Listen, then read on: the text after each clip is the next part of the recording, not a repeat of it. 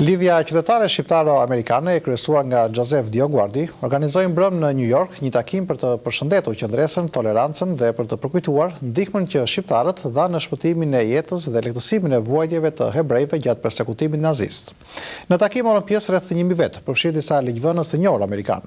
Siç njofton kolegu ynë Astrid Lushi, takimi i mbrëmshëm duket se shënoi edhe hapin e parë drejt një bashkëpunimi të mundshëm midis dy organizatave të njohura lobiste shqiptare në Amerikë. Në mbrëmje morën pjesë rreth 1000 vetë, mes të cilëve edhe ligjvënësit e njohur Tom Lantos, Henry Hyde dhe Benjamin Gilman. Jemi mbledhur sonte për të përkujtuar ato që shqiptarët bën më se 60 vjet më parë, thot zoti DioGuardi. Mbrojtjen dhe kujdesin që ata treguan për hebrejtë e përsekutuar dhe në rrezik për jetën. Zoti DioGuardi ka bërë një punë të shkëlqyer për çështjen shqiptare, thot ish ligjvënësi Gilman. Pjesëmarrja e gjerë sonte tregon se sa shumë është rrirë veprimtaria e lidhjes qytetare shqiptaro-amerikane. Shqiptarët dhe hebrejtë janë dy popujt të ndryshëm me fe të ndryshme, por kjo nuk i pengoi ata që të bëhen miq në kohët më të vështira të Holokaustit, thot bashkëkryetari i Komisionit të Kongresit për Marrëdhënien e Jashtë Henry Hyde. Kjo është ona ai, është simboli i tolerancës dhe i respektimit të të drejtave të një pakice si ajo hebraike, duke i referuar kështu tërthorazi zvarritjes së përcaktimit të statusit të Kosovës, si dhe shqetësimeve të disave se një Kosovë e pavarur ndoshta do të thoshte një Kosovë vetëm me shqiptarë dhe pas një popullsi tjetër etnike. 6 milionë hebrej humbën jetën gjatë Holokaustit nazist, thot ligjvënësi Tom Lantos. Unë, shton ai, si hebrej amerikan dhe mbjetuesi i atij Holokausti, kur dëgjoj për gjestin fisnik të shqiptarëve në mbrojtjet e hebrejve gjatë asaj periudhe, ndjej një mirënjohje dhe admirim të jashtëzakonshëm, thot ligjvënësi Tom Lantos. Në mbrëmje kishte edhe shumë të ftuar të tjerë, veçanërisht në Kosovë. Besoj se kjo është një vazhdimsi ato që keni bën ju diasporë, sidomos ju këtu në Amerikë për çështjen tonë, për çështjen shqiptare, por në veçantë me këtë rast për Kosovën. Jemi këtu për të dëshmuar atë qëndrimin e popullit shqiptar ndaj të gjithë popujve, e sidomos dialogun ndëretnik, ndërfetar, tolerancën ndëretnike dhe ndërfetare, dhe për të dëshmuar se jemi për një afrim, takim dhe bashkim të gjithë popujve në dallime, sikurse është në botën mbar, për të treguar lashësinë dhe trashëgimien tonë, por edhe vullnetin e tashtëm për një Kosovë sa ma pluraliste dhe sa ma demokratike, si model e një kulturës dhe qytetërimit jo vetëm shqiptar, por edhe gjithë njerëzor. Shqiptarët kishin ardhur nga të gjitha viset e Amerikës dhe Kanadas. Shumë me rëndësi, Liga Shqiptaro-Amerikane kremton 15 vjetorin dhe besën shqiptare që i kanë bën populli shqiptar në kohën e luftës së dytë botënore, dhe këtu kem musafir shumë të nderuar. Unë jam shumë i gëzuar kurse ja kem arritur më mbledh edhe na shqiptar të mërguar me anë të labit, zotin DioGuardi, me bani dëshmi, me tregua për shembull se edhe servojë e malezezve që neve nuk jem ata njerëzi që menojnë ata. As jem arab, as jem turq, po jem shqiptar. Edhe që i takojmë Evropës dhe Balkanët. Ndërsa ishin mbledhur për të përkujtuar Holokaustin, rreth kësaj tryeze qëndronin pjesëtarët e një familje nga Kosova, 5 fëmijë të cilëve ende nuk u dihet fati që nga viti 1999. Këtë në fotografi e djetë vetëmi. 5 djetë kemi të humbën. Të humbën për në tojnë, për ndryshi ne kanë kindapu. Serë për para nesh. Para shumë njerëzve. Edhe zim për fatin e tënve deri me sot. Çfarë kanë thënë zyrtarët e Olmikut? Zyrtarët e Olmikut thonë që punojmë këtë drejtim. Mirë po, deri me sot kemi metë ndangës. Ndërsa këta shqiptarë të mbledhur rreth kësaj tryeze janë të gjithë nga Drenica me banim për 20 vjetësh në Shtetet e Bashkuara. Kostume popullore dhe çiftelini gjejmë edhe këtu, thot shefqeti, por Kosova na mungon. Apo e bie pak? Pa tjetër.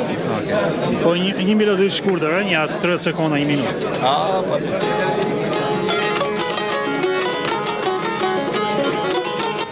Për zërin e Amerikës, Astrid Lushi, New York.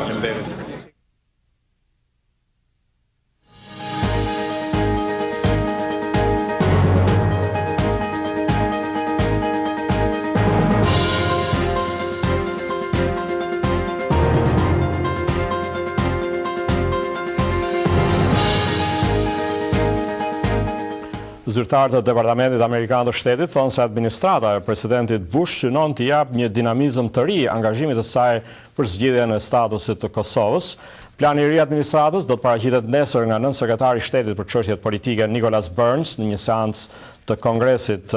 Kolega jon Ardita Simiçia ndodhet me ne në studio për të folur për këtë çështje. Ardita, muajt dhe javët e fundit, zyrtarët amerikanë kanë dhënë sinjale se dëshirojnë të veprojnë më me gjallëri në këtë aspekt. Po Ilir, nën sekretari i Shtetit Nicholas Burns kohët e fundit ishte në Evropë për të kërkuar mbështetjen e aleatëve në rigjallërimin e procesit për zgjidhjen e statusit të Kosovës. Nesër ai do të paraqesë zyrtarisht planin e tij në Komisionin e Dhomës së Përfaqësuesve për marrëdhëniet ndërkombëtare në një seancë të titulluar Kosova, statusi aktual dhe i ardhshëm. Ndërkohë, sot gazeta Washington Post citon një zyrtar të lartë të administratës i cili ka theksuar nevojën për një strategji për zgjidhjen e gjendjes aktuale, pasi ngrirja e gjendjes për 2 vjet apo për më shumë, shprehur ai, ka të ngjarë të rrisë trysnin deri në një pikë kritike. Sipas zyrtarit, Shtetet e Bashkuara kanë dhënë sinjalin se janë të angazhuara t'u japin udhë çështjeve të pazgjidhura në Bosnjë dhe Kosovë. Së shpejti, Kombët e Bashkuara do të emërojnë ambasadorin norvegjez pranë NATO-s, Kai Eide, për të gjykuar nëse Kosova është gati për bisedimet e statusit përfundimtar. Nëse ai jep një vlerësim pozitiv pas shqyrtimit të gjendjes, Kombët e Bashkuara më pas do të organizojnë negociata ndërkombëtare për të diskutuar nëse Kosova duhet të mbetet pjesë e Serbisë, të shpallet e pavarur ose zgjidhja të përfshijë një ndërthurje të këtyre alternativave. Sipas Washington Postit, administrata do të nxjisë nga njëra anë Kosovën për të gjetur një zgjidhje, ndërsa nga ana tjetër do të paralajmërojë Serbinë se kapja e 2 kriminalëve më të kërkuar të luftës në Bosnjë, Karaxhiqit dhe Mladić është kusht për marrëdhënie normale me Shtetet e Bashkuara dhe NATO-n. Nisma e re e administratës, thot Washington Posti, duket se është pjesë e përpjekjeve të sekretares amerikane të shtetit Condoleezza Rice për të shqyrtuar dhe zgjidhur çështje të lëna pasdore gjatë mandatit të parë të presidentit, kur administrata amerikane ishte përqendruar në luftën kundër terrorizmit.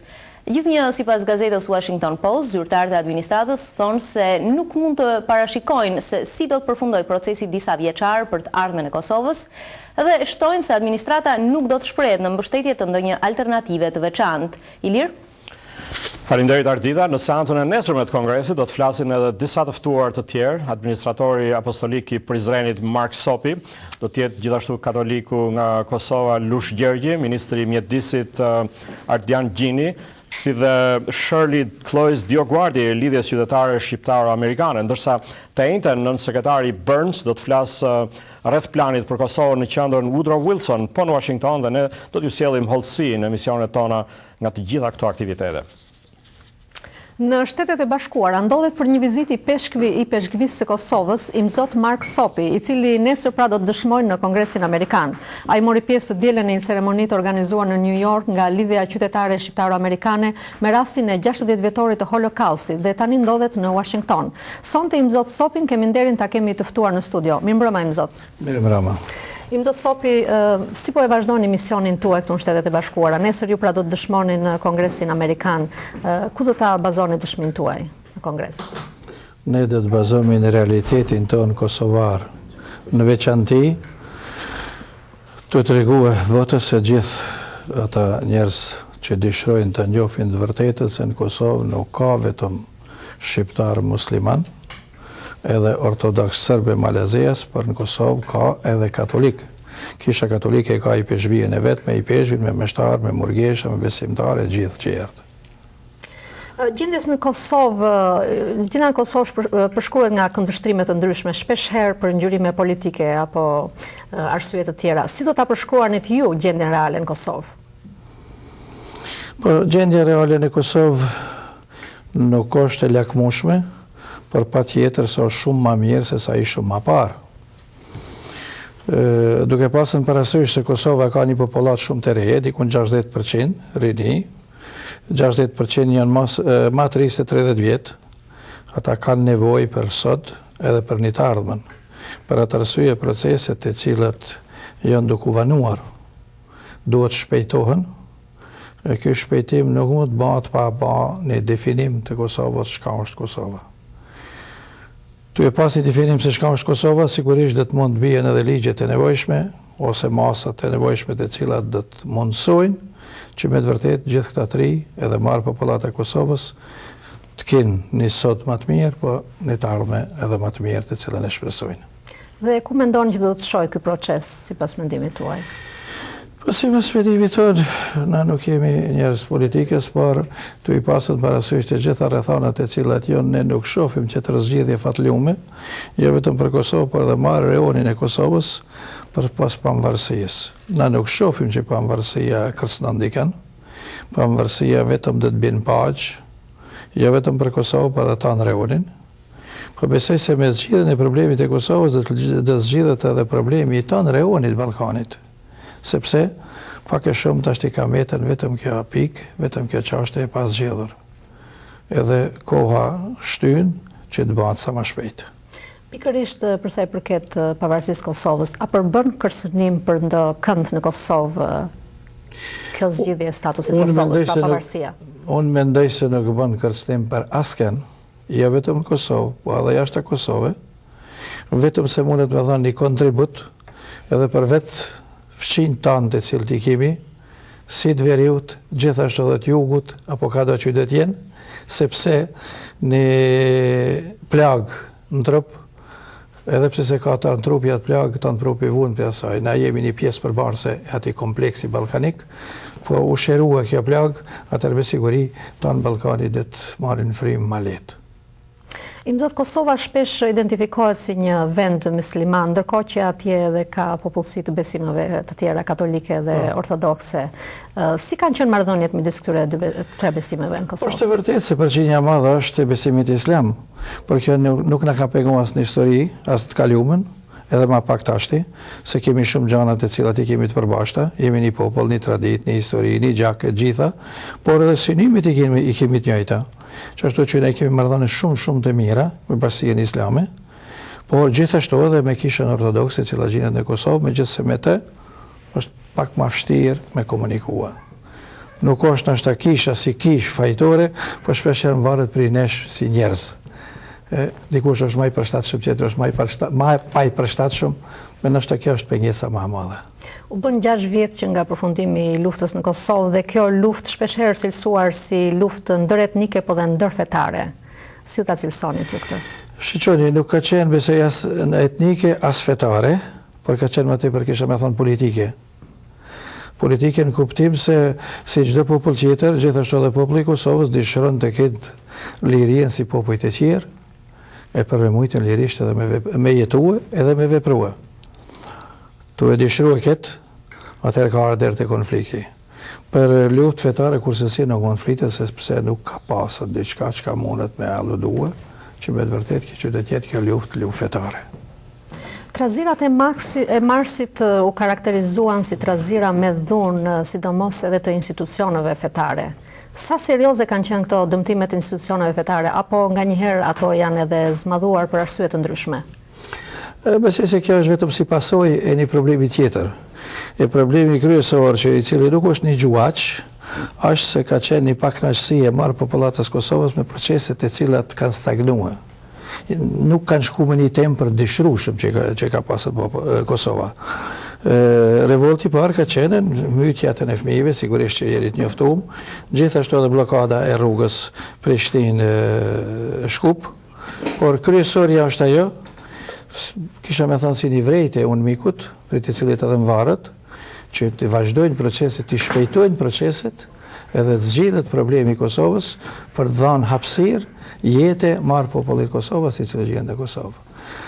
Kemi dënuar çdo veprim dhune, gjithashtu edhe këto të objekte fetare, sipas mendimit tim nuk kanë qenë qëllimi i dëmtimit të objekte fetare, sepse kjo nuk është një veti e popullit tonë shqiptar, as ka qenë kur një herë, edhe në kaluamën edhe i ka ruajtur objektet fetare, edhe pse kanë qenë ashtu besimi tjetër, por dikush do të kesh përdor një grup ose disa trish që kanë filluar aty, masa madhe, ka dalë për kontrole, atëherë ka bërë atashka, s'ka dëshiruar, besoj se s'kisha me thonë askush se jo në ata aty, por pjesa dërmuese e popullit Kosovës nuk e ka dëshiruar edhe me të keqardhje e ka pranuar këtë realitet. Dhe cili ka qenë roli trifeve në Kosovë në këtë procesin e diskutimit të standardeve të Kosovës, në mbar procesin e plotësimit standardeve? Hapësira jo nuk ka qenë shumë e madhe. Arsye se s'ka shumë kohë që jemi liru prej komunizmit, feja ka metën paranësh, nuk u marrë në konsiderim. Edhe pasi nuk ka pasën këto, nuk ka qenë shkak feja, besimi, atër feja nuk ka mujtën shumë të bajnë këtë drejtim, po megjithatë na jemi përpjekën mi qetësue popullin, me qetësu popullatën, me ftu popullatën me hasë mirë kuptim njëri me tjetrin, minimu njëri tjetrit në këtë drejtim, edhe mi letu ato vujtjet, ato pasojat të cilat i ka prunë lufta si luftë. Ne si kemi qenë për herë të pranishëm aty, edhe unë ishtë në 6 bombardime me gjithë meshtartë, me gjithë murgeshat, edhe shumë kisha kanë qenë në vend strehimi, jo për kohët gjatë, por s'paku për një kohët shkurt, ty një muë njerëzve të cilët kanë qenë dytëru mbil shu trojet e tyne dhe mu largu prej trojeve, me marrë rrugën për Malzi, apo për Shqipëri, apo Macedoni. Imzot Sopi, ju falenderoj për intervistën. Edhe ju e falenderoj. Ju dëshoj punë të marë e të mirë. Faleminderit gjithashtu.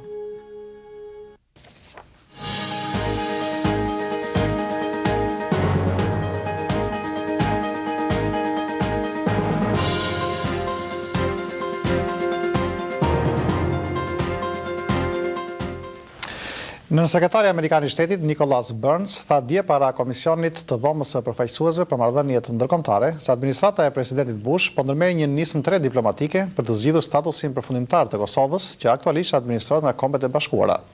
Para këtij komisioni dëshmon edhe përfaqësues të klerit katolik të Kosovës, të lidhjes civile shqiptaro-amerikane, si dhe përfaqësues të komunitetit serb. Kolegja Izabela Çoçoli ndoqi seancën e dëshmive dhe përgatiti këtë material. Kosova ka qenë në gjendje pritjeje për 6 vjet, ndërkohë që Shtetet e Bashkuara dhe Bashkimi Evropian shqyrtojnë të ardhmen e saj dhe 17.500 ushtarë të NATO-s ruajnë atje paqen e brisht nën komandën e Kombeve të Bashkuara. Sipas rezolutës 1244 të Këshillit të Sigurimit të Kombeve të Bashkuara të vitit 1999, statusi përfundimtar i Kosovës duhet të përcaktohet nëpërmjet një procesi negociatash. Nën sekretari Amerikan i Shtetit, Nicholas Burns, tha se administrata e presidentit Bush e konsideron çështjen e përcaktimit të statusit Kosovës me rëndësi etike. In the region. And we believe, as Mr. Lantos has just said, that the status quo of Kosovo's undefined status Status quo-ja lidhur me statusin e papërcaktuar të Kosovës nuk është e qëndrueshme, e dëshirueshme apo e pranueshme. Kjo gjendje nuk plotëson dëshirat e asnjërs palë apo të popujve të atij rajoni dhe let hapur mundësinë për ripërsëritjen e dhunës etnike. Ne jemi të mendimit se po të mos diskutohet së shpejti statusi i Kosovës, kjo do të rrezikonte të gjitha arritjet në Ballkan gjatë 10 vjetëve të fundit. Sekretaria e Shtetit Kondolica Rice i ka kërkuar zotit Burns të shkojë në rajon në fillim të muajit të ardhshëm. Zoti Burns tha se Shtetet e Bashkuara e përkrahin procesin përmes të cilit sekretari i përgjithshëm i Kombeve të Bashkuara Kofi Annan do të emërojë një diplomat norvegjez për të vlerësuar nëse janë plotësuar kushtet në Kosovë për të filluar bisedimet për statusin, procesi i cili do të drejtohet më pas nga zyrtar të lartë amerikan dhe evropian. Disa ligjvënës kanë kritikuar atë që e quajnë zvaritje të administratës Bush në çështjen e Kosovës dhe nuk e shohin të nevojshme këtë praktikë. Jas ju shpreh ligjvënësi republikan nga Kalifornia, Donna Rahbacker. Çfarë ka këtu për të negociuar? Çfarë ka këtu për të vendosur? Populli i Kosovës ka të drejtën të vendosë të ardhmen e vet nëpërmjet procesit të votimit, ashtu si çdo popull tjetër në botë. Nën sekretari i Shtetit Nicholas Burns tha se është me rëndësi parsore që të mos përsëriten në asnjë formë ngjarjet e viteve 90 dhe në Kosovë të mbizotrojë harmonia ndëretnike. That the United States went into Kosovo in March of 1999 to protect the Albanian population from the ethnic cleansing. Shtetet e Bashkuara ndërhynë në Kosovë në mars të vitit 1999 për të mbrojtur popullsinë shqiptare nga spastrimi etnik i Miloševićit dhe forcave të tij. Tani ne nuk duhet lejojmë një situatë ku shumica të shkaktojë atë lloj dhune ndaj pakicave, sepse vetmja rrugë për të ecur përpara është pajtimi dhe harmonia ndëretnike ndërmjet grupeve të popullsisë dhe ne jemi të vendosur për këtë. Zoti Burns tha se Serbia duhet mbyll kapitullin e errët të viteve 90, duke kapur dhe ekstraduar në gjykatën e Hagës ish generalin serb Ratko Mladic, dhe shtoi se Washingtoni po e shton trysnin ndaj qeverisë së serbëve të Bosnjës që të bëjë të njëjtën gjë me Radovan Karadzićin. Por ministri i mjedisit dhe planifikimit hapësinor të Kosovës, Ardian Gjini, dha këtë përgjigje të prerë. Ne po ja afrohemi tani kohës kur është i nevojshëm për caktimi i statusit Kosovës. Për shumicën e popullsisë së Kosovës, statusi përfundimtar nënkupton pavarësinë. Kjo është arsyeja që ndonjë status tjetër rrezikon të mos jetë përfundimtar. Seanca e dieshme në Kongresin Amerikan i paraprin diskutimit për Kosovën që Këshilli i Sigurimit i Kombeve të Bashkuara do të zhvillojë javën e ardhshme.